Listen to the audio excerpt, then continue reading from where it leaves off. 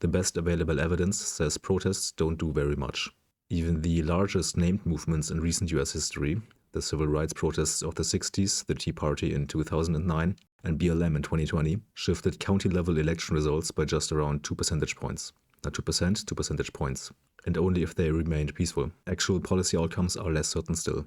And even that modest estimate is shaky, since the best studies use instrumental variables to infer causality, but the required assumptions are implausible. So even those 2 points may be fake. Let me just explain the need for instrumental variables here and what that even is, and then give you some policy implications regarding protesting if you're willing to in fact buy the IV assumptions. When I say IV, I will always mean instrumental variable.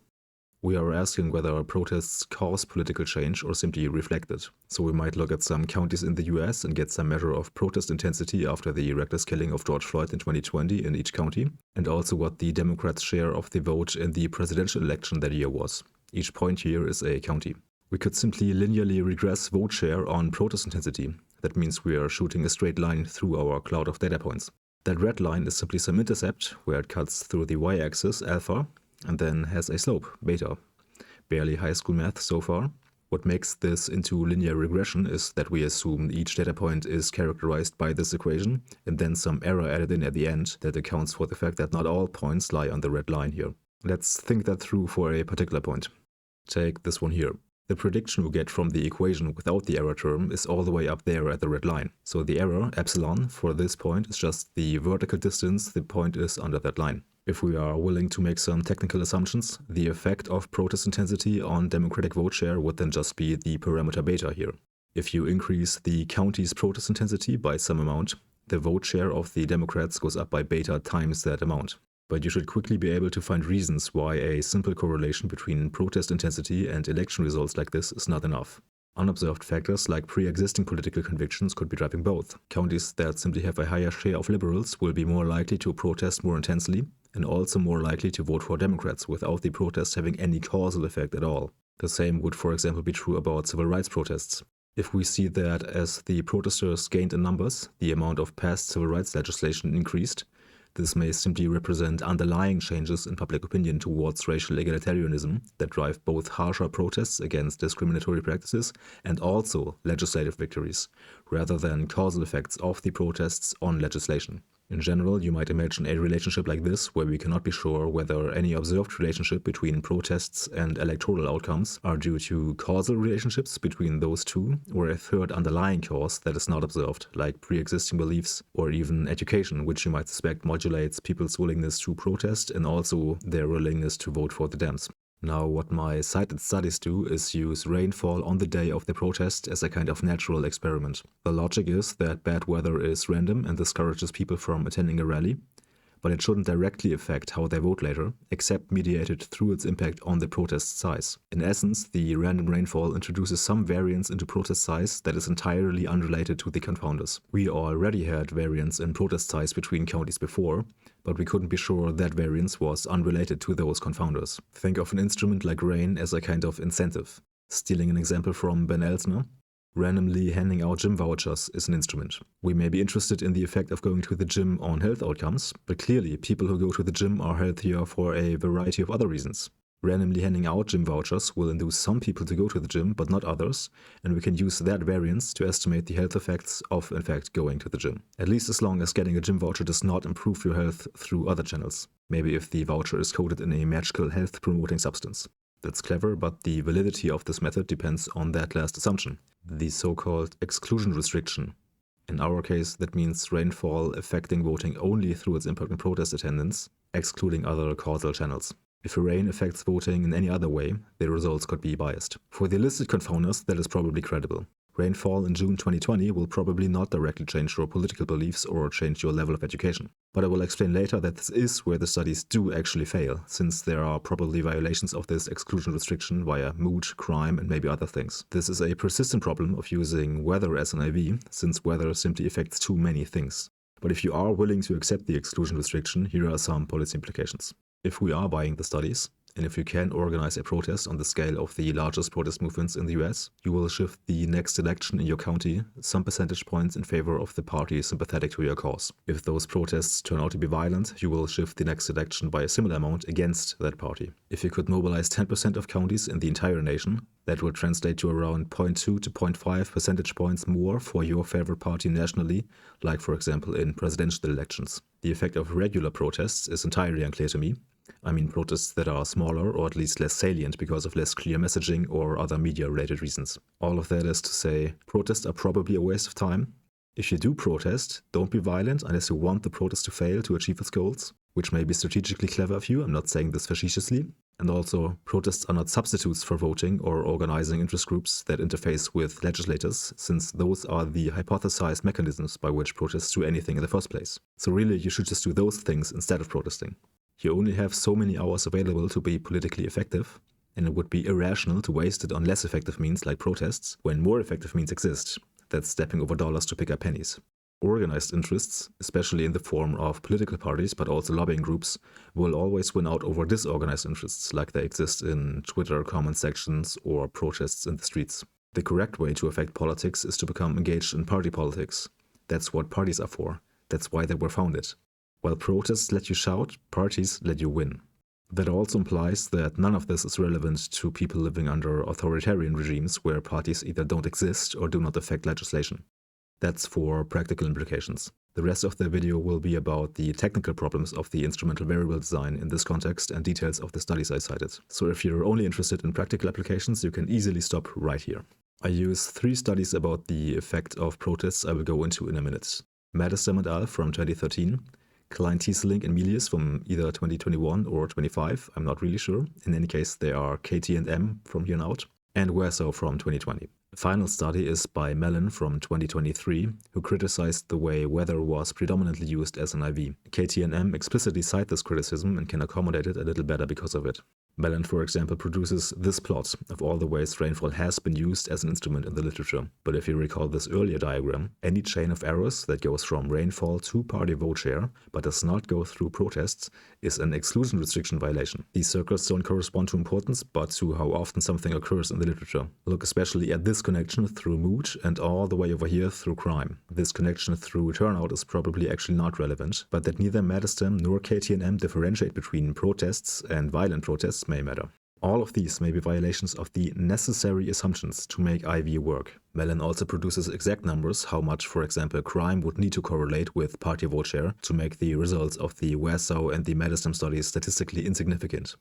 And these correlations are usually a little less than 0.1. So if the level of crime and party vote share correlate at an imperceptible level, all of these studies are bunk? Well, it's probably not quite as bad. The studies are not investigating rainfall broadly, but rainfall in a particular window, either a single day or about 2 weeks. What then matters is the effect of that rainfall in that time window on crime and so forth, and how much that then affects the election outcomes. So if you're biased in favor of protesting, you may be breathing a sigh of relief. The effect of that little rain on crime and then on the election is going to be tiny, right? But there's no reason to assume this causal channel should be less important than the channel through protests. How large is the effect of some rain on protests and then on election outcomes going to be? To make this work, you'd need to believe that only one of the effects in this diagram is large and important, and that the other causal pathways identified in all of these other papers are fake. To paraphrase Andrew Gelman in his Piranha problem, IV papers using the same instrument are like religions. You can believe in one of them, but not all of them. To fully buy one of these papers, you have to think most others are wrong. Several specific violations flagged by Mellon are particularly relevant. Weather directly influences mood, which in turn affects decision-making speed, risk aversion, and potentially voting behavior, entirely bypassing protest attendance. Many of these are part of the proposed causal pathways that protests affect vote share by, proposed by the papers, that is. KT&M find no impact of protest on turnout, so I would mostly ignore that. Rainfall has been shown to affect crime rates. Changes in crime rates could influence voter concerns independently of protest attendance, for example making law and order a more salient issue, as observed in Wersow's analysis of the 60s. This effect may be small given the short time window, but again, consider my last point that this criticism can be turned around on the effect of protests. One way to test for this kind of oblique influence of third variables we want to avoid is to use so-called placebo tests. For example, using the same rainfall to predict other previous elections or using other rainfall around the protesting window to predict the same next election. That rainfall should not affect the actual protests and should therefore not be able to predict the election outcome if there are no additional causal channels. Similarly, rainfall during the actual protest window should not be able to predict elections in the past. Unfortunately, one of the studies, KT&M that is, simply failed one of their placebo tests. Circled in green is the 2 weeks we care about, and as it should be, it is statistically significant, which can be seen by looking at the confidence interval. It does not cross 0. But the red circled 2-week batches are also statistically significant, even though they precede and follow the protest timeframe, sometimes by months. Also consider again the melon result of just how small these violations need to be to invalidate results, correlations less than 0.1 and so on. While Madistam and al. Do not technically fail their placebo tests, I'm still dubious that their results are not just chance anyway, since they just barely passed significance. They do the same analysis they did for the 15th of April in 2009, but for the same day from 1980 through 2008. While rain on these days shouldn't affect the election outcome in 2010, since they cannot influence the protests in 2009, just by chance you'll get some days that look like they influenced the election. The PSEP2 number is telling the probability of getting an effect of rainfall on one of the days before 2009 on the Republican vote share in 2010 that is larger in absolute value than what we get for the day in 2009, the day we actually care about.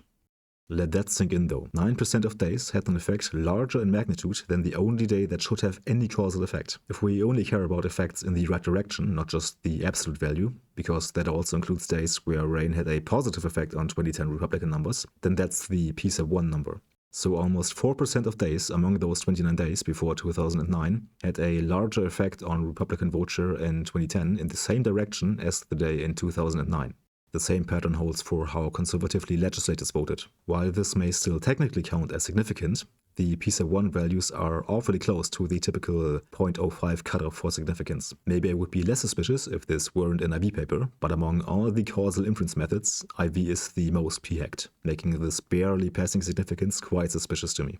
These curves show the probability of seeing a z-statistic of 1, 2, 3, 4 and so forth in a paper using one of these methods. One of these methods being instrumental variables, regression discontinuity design, difference in differences, or randomized control trials. Without p-hacking, these curves should fall off without bumps, but we can see larger or smaller bumps at around 2 on the x-axis or at 1.96 exactly, which corresponds to a p-value of less than 0.05. Somehow, magically, many more papers than expected have p-values just below the cutoff necessary to be published. Funny how that works.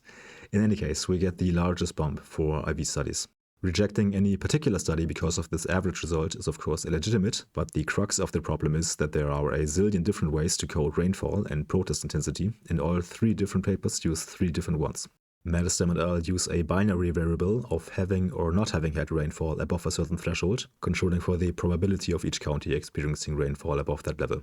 KT&M use the actual level of precipitation, controlling for the probability of observing essentially any amount of rain at all. The most intuitive variable would probably have been the actual precipitation level controlled for the average precipitation level. Doing that for each county would get the actual rain shocks in that county. But fiddling around, you could come up with enough specifications of your measures and also data sources for them that one of them will show a significant relationship just by chance. A weakness baked into IV that is not a problem with any of the papers is that it only identifies the local average treatment effect, or LATE. KT&M also use a DID design that identifies the average treatment effect on the treated, which is more policy relevant, but that has its own problems, which I'll talk about later. The LATE here is the effect of protests on election outcomes in counties where rain affects protest size, whether they actually did protest or not. These are then called compliers because they are in fact shifted into treatment by the instrument, the treatment being protests. The LATE does not tell you what, for example, BLM protests would have done in very conservative counties that would never protest, even with perfectly sunny weather, or in unrealistically liberal counties where protest size is entirely unrelated to rainfall. These counties probably just don't exist at all, though, to be honest. Another baked-in weakness is that even if all results are 100% legit, they may depend somehow on very local interactions. Maybe the anti-racist demonstrations in the 60s depended on the general political climate having been discriminatory. How well would those exact protests today be able to achieve any goals? Maybe the goals of a movement and their perceived ideology interact in some way. The perceived reasons why a movement is demanding some change may incline or disincline change in that direction, and so on. This is not something that could be solved with better experimental design, but it should still temper your expectations about how transferable lessons from some protest movements are to other circumstances. Let's look at the actual studies. Medestim et al. Appear to be roughly the seminal paper, as they themselves say, quote, "To our knowledge, there is almost no empirical work quantifying the causal effects of protests on subsequent political outcomes," unquote. They find that a 0.1 percentage point increase in the population protesting in Tea Party protests led to a 1.9 percentage point increase in Republican vote share in the 2010 House midterms. Since around 600,000 people participated, that would mean growing the protest by 50%. Other outcomes they measured were PAC contributions and voting behavior by incumbents scored by a conservative union, both of which were affected in the expected way. I already mentioned the problem with their placebo test, how they code rainfall, and some exclusion restriction violations. Other violations they mention are that rain might dampen the effect per protester rather than just decrease the number of them, and that rain might affect the likelihood of media coverage, which might affect voting. Another potential violation is mediated by social distancing. While that did not exist as a discrete entity in people's minds in 2013 when this study was written, Mellon finds that a correlation of 0.07 between social distancing caused by the April 15th rain in 2009 and Republican vote share would make the results of Medestim et al. Insignificant. This does make sense given the mechanism Medestim et al. Are hypothesizing. They think it's unlikely that the protests were efficacious via information provision to incumbents or anyone else, since then the differences between differently rainy counties should disappear over time as more information arrives and people converge on their belief. They say, quote, "Instead, since the effects are very much local, they suggest that personal interaction within small groups of citizens serves as a crucial channel for the transmission of new political views. That is, the face-to-face interaction, habit formation, building networks, and keeping the ideological momentum going is what they think is the causal pathway by which protests affect outcomes. If the rain did not just deter protesting activity in particular, but social interaction in general, including something like social distancing, Medestim et al.'s estimates may not actually capture the effect of protests. The effect size for shifting the voting behavior of incumbents is also tiny, even if it is real. If the shift among Republican lawmakers induced by the protests is 1 unit, the distance between Republicans and Democrats is 30 units. KT&M have the methodologically most robust study. They investigate about 2 weeks of the BLM protests in 2020 and then the next election in November. They use both IV and a difference in difference design called DID. They control for spatial dependencies between counties and do more than one placebo test. Quite robust overall. They find that a 0.1 percentage point increase in the population mobilized in the protests led to 0.33 percentage points more in the Democratic vote share when they don't control for socioeconomic variables. The average BLM protest would then have caused a 1.8 percentage point boost to Democrats in that county. Controlling for those socioeconomic variables diminishes the effect to 1.2 percentage points. I've already pointed out the weaknesses of exclusion restrictions and the failed placebo test. Additionally, some of their data are crowdsourced, introducing some measurement problems, as they say, but I actually don't want to nitpick that. Their difference in difference design can only check the effects of having any protest at all, rather than different attendance rates. They find that the presence of at least one BLM protest causes a 5.9 percentage point increase in Dem vote share. This definitely lends credibility to the idea that protests do something, since this is a different methodology and identifies a different causal effect, but I wouldn't believe the specific numbers too much, as a necessary assumption for DID to work probably does not hold. Here's how DID works in theory. Let's say you want to know the effect of education on income. We may look at 2 counties in some poor country here over time, one in blue with a higher income and one in orange with a lower income. The event I marked here may be a policy change in the blue county that manages to increase school attendance. Instead of 50% of children, now 90% of children get educated. After this policy change that does not occur in the orange county, income starts to rise at a faster pace in the blue county. Clearly the policy did something, but the DID can give us the actual effect size. It is this distance between where we think the blue county would have been without the policy change and where we actually observe it today. But how do we know where we should suspect the blue county to have been without the policy change? By looking at how much the orange county changed in that same time frame. We get a before and after difference for the blue and the orange county, and the difference of these two differences is what DID means. Using words other than difference may help. Blue changes and orange changes, the difference between these two changes, literally subtracting one from the other, gives us the effect size. The crucial assumption to make this work is the so-called parallel trends assumption. The dashed line is not because we're assuming the blue line would continue its trend, but because we assume the blue line would be parallel to the orange line after the event in the absence of the policy. The trend of the blue county is assumed to be parallel to the trend of the orange county. But what if that is false and the blue county would have developed more like this red line? It would seem that the policy change actually depressed income growth, maybe because the children in that county were already sufficiently educated and the additional education simply wasted time. Whatever the case may be, the point is that the hypothetical lines need to be parallel. While this can never be proven inductively any more than the exclusion restriction assumption of the IB design, this assumption could be made credible, for example by parallel trends before the event, like in this diagram. It's no guarantee, but one of the typical ways the parallel trends assumption is actually justified in papers. So let's look at this graph from KTNM. This shows the impact of protests in 2020 in a county on Democratic vote share in the presidential elections from 2020 on backwards. So this is 2016, 2012, 2008, 2004, and the first number is the 2000 election. Ideally, all of these confidence intervals would cross zero, meaning none of these coefficients are statistically significantly different from zero, and there would be no trend before the event. Second best would be if there were at least no pattern here, but I think this looks more like a trend towards more liberal voting in the counties that did in fact protest in 2020. We set off as more conservative actually, which crosses over to more liberal with the Obama election, and if I had to guesstimate a line of best fit, it may look more like this than the black line through zero. If I suspect that the growth of liberalism in these counties is, like other growths, nonlinear, it may actually look more like this, like the first half of a sigmoid, taking away almost the entire effect. So the parallel trends assumption may be violated, but whatever effect they did identify, they determined that it could not be fully attributed to increased Dem voter mobilization. This effect is not entirely due to higher turnout. Instead, protests must have shifted political preferences of either independents or Republicans, maybe by modulating beliefs about racial inequality. Those beliefs were measured by changes in professions of belief in statements like slavery caused current disparities. On the other hand, 2/3 of IV models find no significant relation between protesting and turnout in the 2020 election. Also, apparently the literature is mixed on whether protests affect turnout or not, at least according to KTNM. Thirdly, there is not much to say about Warsaw, but his study will always cross your path if you research this topic. The problem is that it does not use rain shocks or residuals, but literally the raw amount of precipitation.